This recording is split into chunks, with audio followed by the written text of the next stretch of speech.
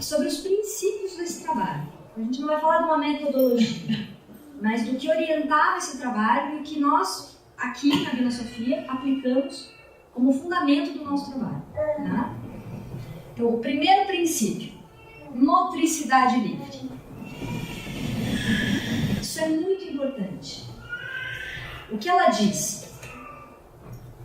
A criança tem a capacidade de aprender por si só todos os movimentos que ela necessita no momento exato em que eles devem se desenvolver.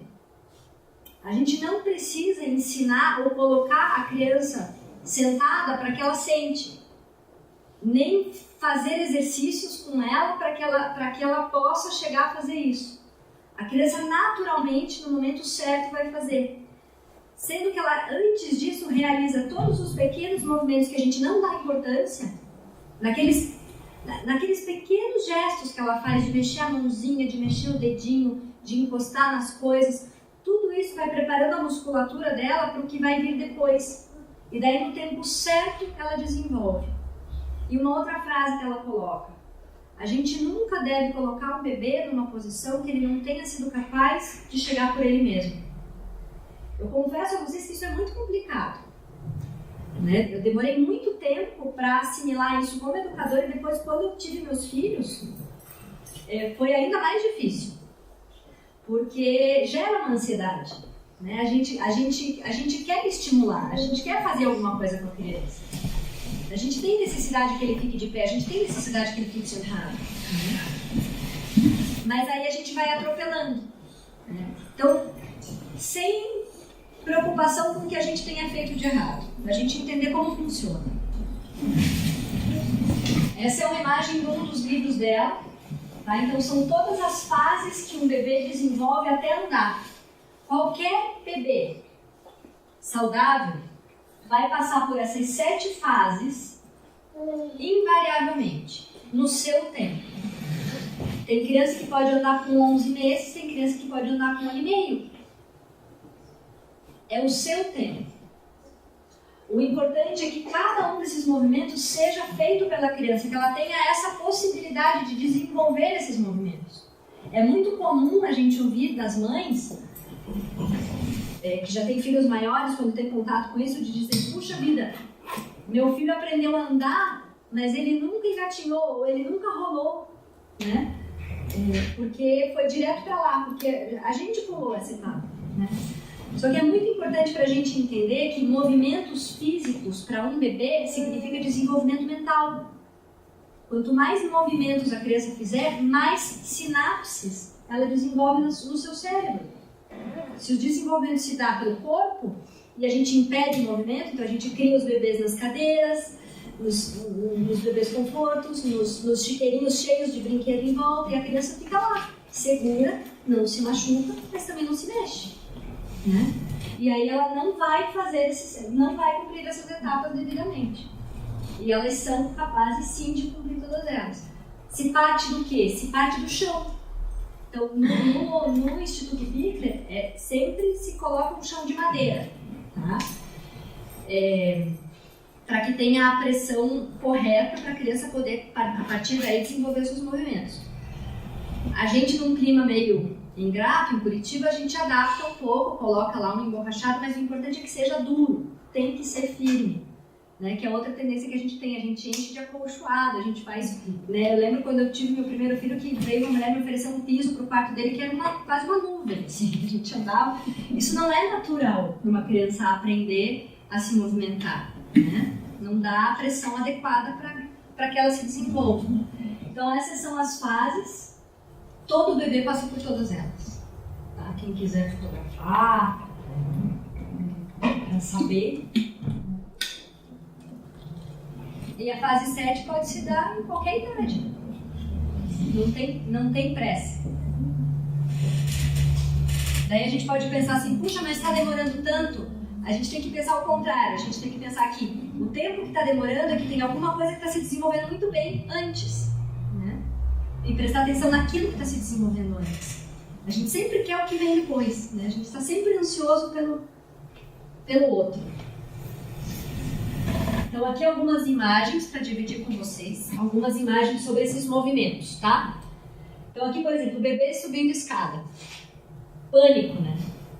Eu lembro quando o meu mais velho tinha 11 meses, que ele ainda não andava, ficava assim se segurando nas coisas, e a gente fez uma viagem e tinha uma escada, alugamos uma casa que tinha uma escada enorme, assim, como essa, de madeira. E aí eu, sabendo disso, já falei, bom, temos um parquinho aqui para essa criança. E meus pais que estavam comigo, meus parentes que estavam junto, olha a escada, né? Daí minha mãe já foi lá, já colocou um sofá na frente, que é para ninguém chegar perto da escada. E aí ficaram completamente revoltados comigo porque eu fui para a escada com ele, né? E ele subia a escada e eu ficava junto com ele. O tempo todo junto, não segurando ele, porque ele precisava experimentar por ele mesmo. Se eu pegasse na mão e ficasse subindo e descendo, quando eu soltasse em algum momento ele, ou se ele conseguisse se aproximar daquela escada, ele ia rolar. Então, do jeito que ele foi experimentando devagarinho, devagarinho, devagarinho, no terceiro dia ele estava subindo e descendo de bumbum, porque ele percebeu que era o jeito mais inteligente de descer. É essa competência que a gente se surpreende se a gente dá oportunidade para as crianças fazerem isso. Porque a gente olha e a gente fala, vai se machucar, vai cair, a gente já vê a criança rolando. E adivinha o que acontece quando a gente já vê a criança rolando? A gente projeta isso.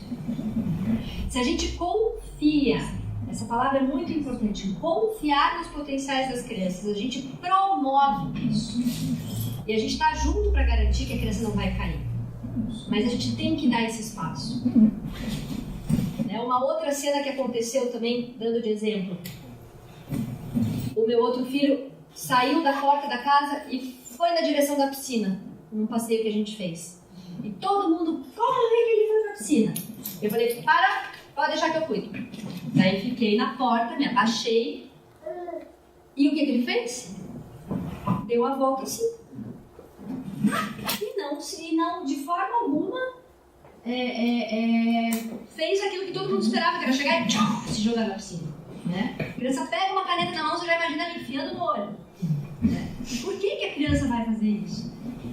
A criança faz isso quando ela é completamente tolhida todo o tempo. Ela não se coordena, os movimentos dela são caóticos, porque ela não treina. Se ela tem espaço para se movimentar, ela vai aprendendo a ser cuidadosa, ela vai desenvolvendo prudência. Ela tem essa capacidade. É só a gente acreditar e permitir. Então tem uma frase muito legal da Amy Pickler que vai aparecer mais no final, mas diz assim, eu quero saber o que você faz quando eu não estou junto. Então essa distância é saudável para você realmente enxergar o que a criança é capaz de fazer. Se ela pegou uma caneta, deixa ela testar, deixa ela experimentar. Ela vai riscar o sofá? Não, daí você segura e não deixa, né?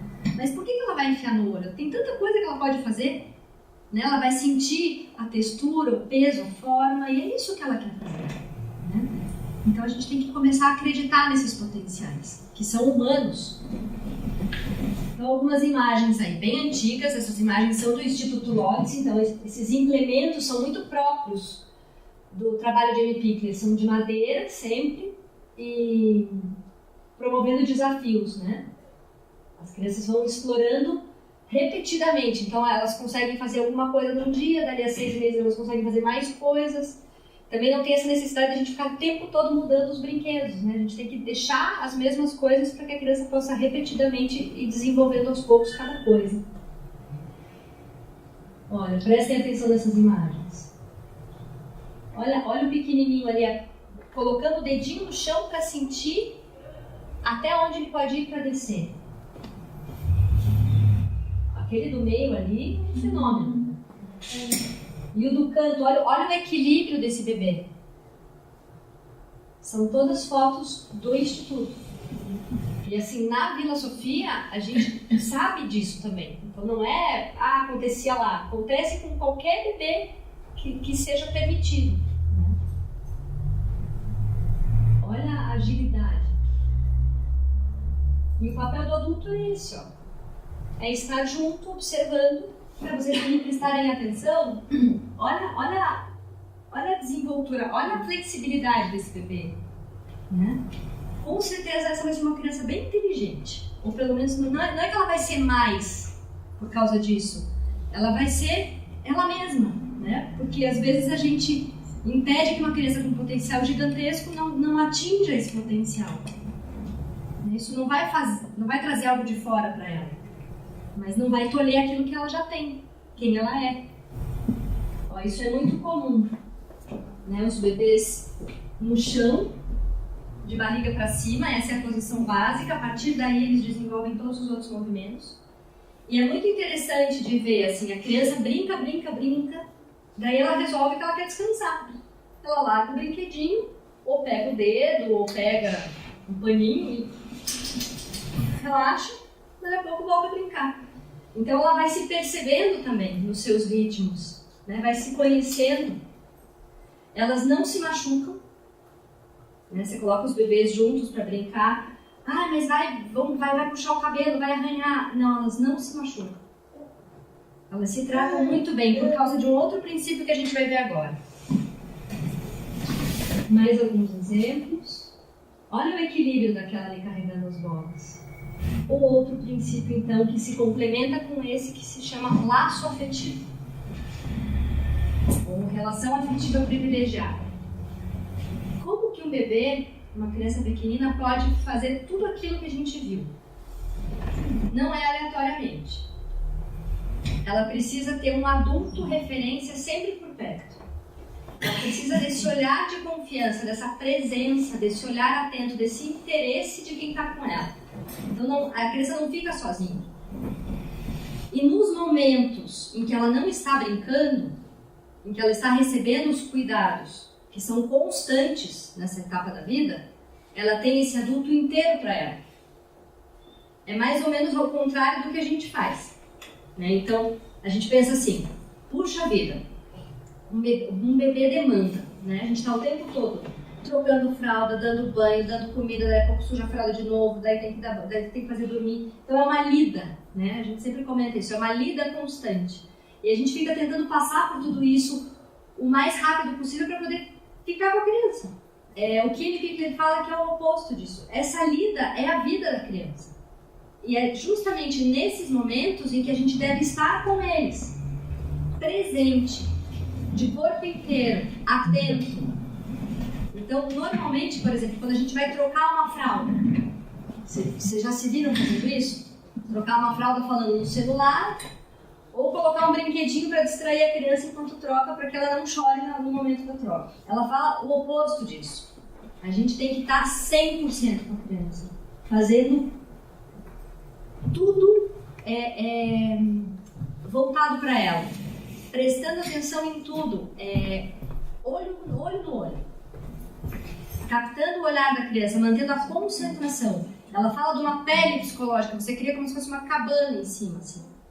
E naquele tempo, você tá presente. E você descreve tudo o que você vai fazer com a criança.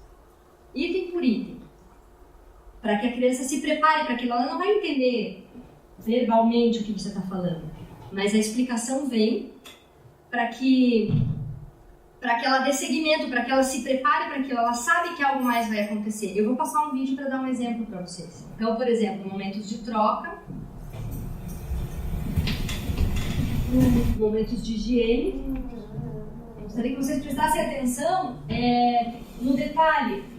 Olha como a criança está atenta e presente no trabalho que está sendo feito com ela. Então não é vamos rápido, que a gente tem que brincar. Esse é o estar do adulto com a criança. É isso que ocupa a maior parte do nosso tempo. E isso tem que ser muito divertido. É um momento de muita intimidade, de muita interação. E a criança se satisfaz psicologicamente a partir disso, afetivamente.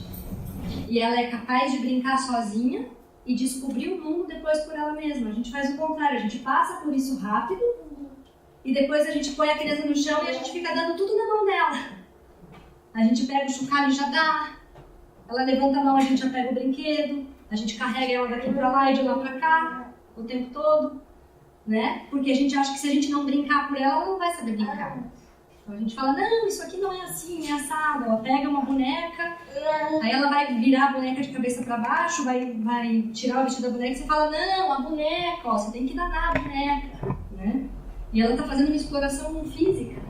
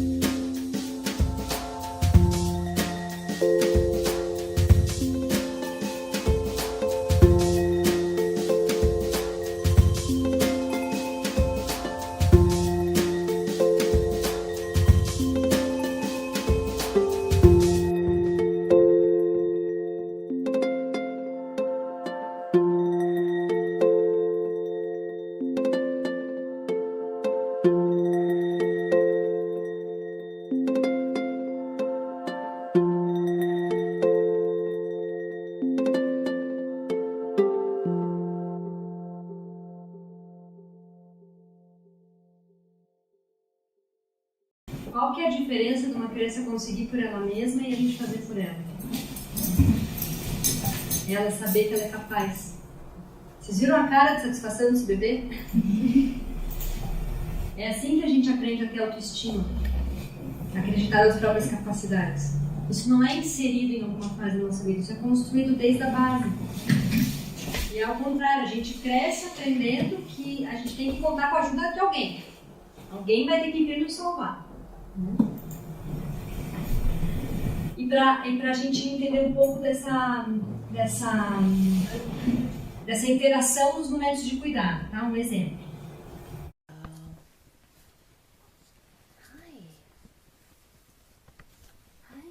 You looking at mommy? Yeah. Okay. I'm going to take off your clothes. I'm going to change your diaper now. Are you ready? You seem a little wiggly. You seem a little wiggly. Okay, I'm going to pull your foot out. Yeah, thank you. You're helping me.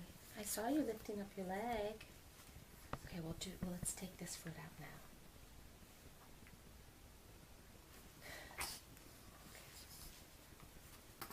You ready?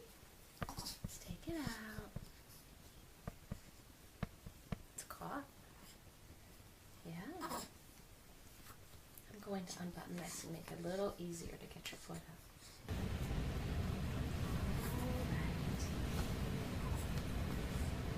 All right. The wipe is cold. It's going to be cold. You're going to feel me wiping you. Yes. It's very cold. Clean diaper. Ready? A clean diaper for you.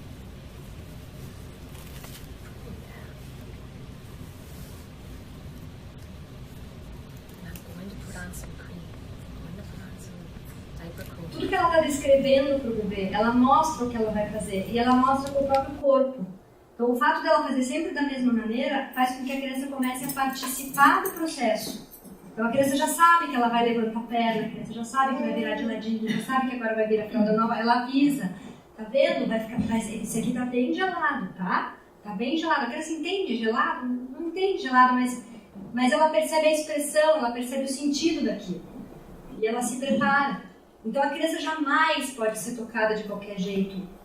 Tocar uma criança de qualquer jeito, pegar uma criança sem avisar, é um ato de violência. E a gente comete muitas violências, os pais, os professores, sem má intenção nenhuma. Pegar uma criança no chão, quando ela está de costas, simplesmente tirar do chão e levantar e levar, a gente tem que primeiro captar o olhar da criança, pedir licença e avisar que vai pegar. É um corpo muito delicado. Nós estamos emprestando as nossas mãos para que elas possam fazer aquilo, para que elas não tenham condição de fazer ainda. Então a gente está emprestando as nossas mãos, a gente teria que fazer da forma como elas fariam. Não pode ser com pressa, não pode ser com força, não pode ser de qualquer jeito. Tem que ser muito suave. Eu primeiro toco para depois levantar. Porque isso é um aviso, né? Então é muito sutil, é muita intimidade. Eu já ouvi falar de escolas que terceirizam a parte das trocas porque isso não é muito digno. Então as professoras mais graduadas não trocam as crianças. É o oposto. É justamente o oposto. As pessoas mais conscientes, as pessoas mais preparadas são as que devem trocar as crianças, porque olha o nível de concentração e de atenção que isso exige, de sutileza. Então aqui, para vocês observarem os detalhes, em qualquer idade, os momentos de cuidado são os momentos, então, de suprir esse afeto. Permitir que a criança faça por ela mesma. Sempre buscando captar o olhar.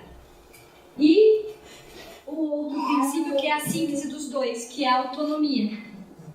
Que não significa fazer sozinho, e sim sentir-se capaz dele. Então, a soma dos dois anteriores leva à autonomia. Então, a criança vai desenvolvendo a autoestima e a observação das suas próprias capacidades. Eu dou conta. Eu não consegui agora, mas eu posso conseguir depois. A criança está se arrastando para chegar num lugar. Esse é o jeito que ela escolheu para chegar. Esse é o jeito que ela consegue chegar. E a gente não tem que comparar ou achar que ela deveria estar indo de um jeito ou deveria estar indo de outro. Foi uma decisão que ela tomou. Ela usou de uma inteligência para tomar essa decisão. Às vezes a criança já aprendeu a andar e ela engatinha. E os pais ficam super nervosos porque a criança está regredindo. Na verdade, ela está sendo muito estratégica. Porque ela vai escolher o formato que ela é mais eficiente para poder chegar logo naquilo que é mais importante para ela. Então, como andar ainda ela está meio desajeitada, então ela vai engatinhando e assim ela aprende. Né? Isso é um pensamento estratégico. E o que a gente pode fazer nesses casos? Observar. Observação ativa. Não é ficar lá pensando em outra coisa. É realmente estar presente. É realmente perceber essas sutilezas e aprender com elas. Então, perceber as necessidades da criança, né? Uma coisa que jamais se faz, a criança não quer comer, a gente enfiar comida na boca, isso é um desrespeito. Quantas vezes a gente percebe pessoas que são extremamente educadas e pedem licença e dizem por favor e obrigado a todos os adultos que conhecem, mas em se tratando de um bebê, a gente se esquece, né? A gente se esquece dessa licença, desse cuidado. Então essas crianças já começam a fazer por elas mesmas. Demora mais, faz errado, mas é assim que faz.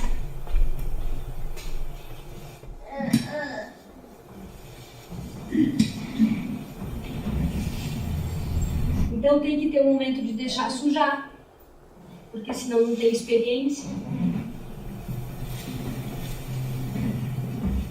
As dicas práticas, então, para a gente fechar. Observação ativa. Interessa-me saber o que fazes quando eu não te proíbo. Foi aquilo que eu falei para vocês no início. Estar presente, exercitar a atenção e olhar. Sempre olhar. Chuva de palavras. Isso é muito importante também. O tempo todo, nesses momentos de cuidado, a gente está conversando com a criança. Sempre conversando com a criança. Isso também vai desenvolvendo o vocabulário dela. Contando tudo que está acontecendo. Contando tudo que você vai fazer. Os conteúdos devem ser sempre positivos.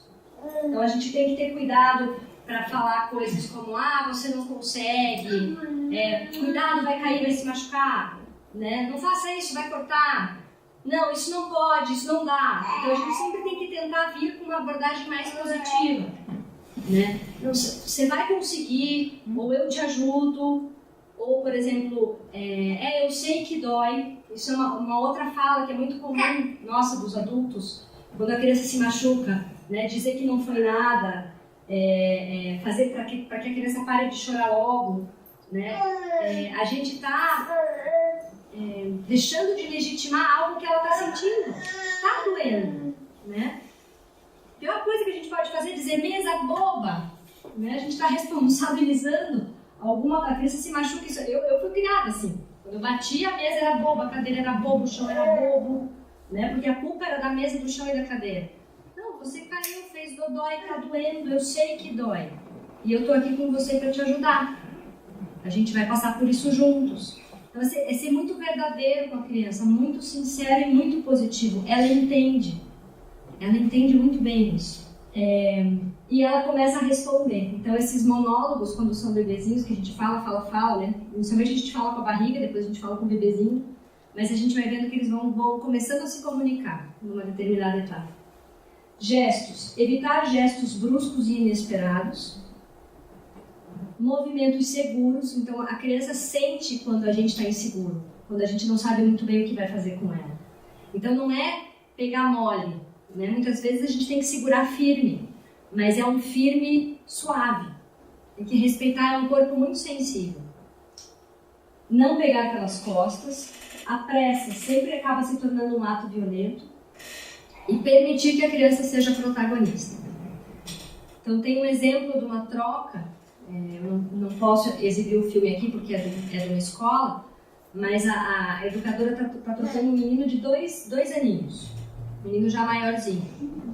E ela está o tempo todo conversando com ele e ele está vidrado nela, né? Porque essa relação de intimidade que se estabelece, a criança fica fascinada por aquele adulto que é muito interessado nela, né?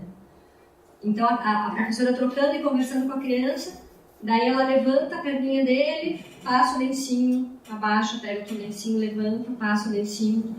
Aí na terceira vez ele levanta a perninha para ela, e aí ela vira ele de lado, porque agora ela queria fazer outra coisa. Ela não percebeu que ele levantou a perninha. Então naquele momento ele estava assim, ele faz assim.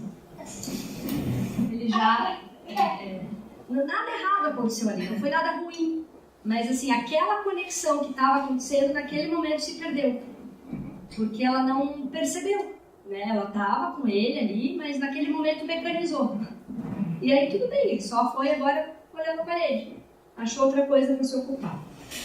Né? Então é conexão, fio com fio. Né? É se entregar e entrar nesse universo da criança. Abrir para ela.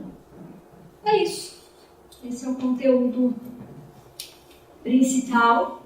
É assim que a gente trabalha, é assim que a gente acredita. Com base nisso existem métodos, né, de como lidar. Então, o jeito de trocar, o jeito de alimentar, o jeito de fazer dormir. Mas tudo isso vem muito naturalmente quando a gente incorpora bem essa visão clara de quem é esse pequenino, essa pequenina. Certo? Alguém tem alguma dúvida? Eu tenho uma dúvida. Assim, talvez intuitivamente ou com algumas coisas que a gente já conseguiu captar, né? A gente faz mais ou menos isso. E o que eu percebo, assim, às vezes ele vira. e de repente ele fica muito irritado que acho que não consegue desvirar ainda. Sim. Né? Mas nesse momento eu posso abordar. Pode, ele está pedindo ajuda. Né? Por isso que tem que estar atento. Ou quando o brinquedo está muito longe ele não consegue alcançar. Isso eu posso. Mas eu sempre deixo ele tentar primeiro. Sim. Assim. E deixa claro que ele deve tentar primeiro. Né? Vamos lá pegar, né? Você quer aquele brinquedo e dá esse tempo para realmente ver se ele vai, né? Uhum. Mas a criança também é uma expressão que tem que ser respeitada quando ela pede ajuda, né? Por exemplo, a criança tá saindo do movimento e a perninha tá virada. Aí a gente olha aquela perna virada e já rapidinho já desvia. Ela tá tentando desviar. Espera um pouquinho, se ela ainda não pediu ajuda, espera um pouquinho. No normal ela vai conseguir. Mas se ela começa a se desesperar e ver que não está dando conta, se não está conseguindo, eu vou te ajudar. E explicita isso, né? Expressa isso. Mas é importante dar esse tempo, porque senão a criança vai... É muito comum hoje nas crianças, como os pais de hoje são muito mais conscientes do que os pais de algumas gerações atrás, muito mais vocacionados, eles estão muito à disposição, né? Tem menos filhos também. Uhum. Então a criança, em geral, qualquer manifestação que ela faça, ela é prontamente atendida. E aí a gente está criando uma geração de crianças e adolescentes completamente intolerantes à frustração. Uma criança que é capaz de sentir uma frustração e chorar e ter um adulto que está ali do lado acompanhando, dizendo: você está triste, é normal, tudo bem, eu vou te ajudar. Ela poder entender o que ela está sentindo, aceitar o que ela está sentindo. Isso é muito precioso e é uma janela de desenvolvimento que a gente tem para isso, que a gente não pode perder. Se a gente não constrói isso nessa primeira etapa, a criança vai com isso queimado para a próxima. Então ela chega com 4, 5 anos depois sentindo angústia, ou sentindo raiva, ou sentindo tristeza e sem saber o que ela está sentindo. E aí ela bate, e aí ela gride, e aí ela grita, e aí ela chora, mas ela não sabe por quê. Né? Porque todas as vezes que ela teve algum sentimento, ninguém nunca prestou atenção, ninguém nunca descreveu para ela o que estava acontecendo com ela. Então isso é chuva de palavras, é o tempo todo você narrar para a criança o que está acontecendo com ela. Lembro do meu filho com 2 aninhos, que é mais ou menos a idade da sua, que também aconteceu um dia que ele estava muito chorando e irritado e bravo, e eu falava: credo, filho, mas chega agora de chorar, acabou, deu, né? Porque também, né, casa de ferreiro, espeto de pau. A gente também não é sempre que consegue pôr tudo em prática, tá? Você não aguenta mais ouvir a criança chorar e falar: chega. Daí ele falou: não, mamãe, eu não vou parar de chorar, porque eu ainda tô triste. Então, quando não tiver mais, tem uma percepção de si mesmo muito legal. E esses dias ele falou pra mim, agora ele tá com 5, falei pra ele não ter medo de dormir à noite e tal, porque tava com medo, não precisa ter medo, não precisa ter medo. Mamãe, para você entender o que eu estou sentindo, você tem que entrar dentro de mim, senão você não vai saber. Daí eles nos pegam com essas coisas, né?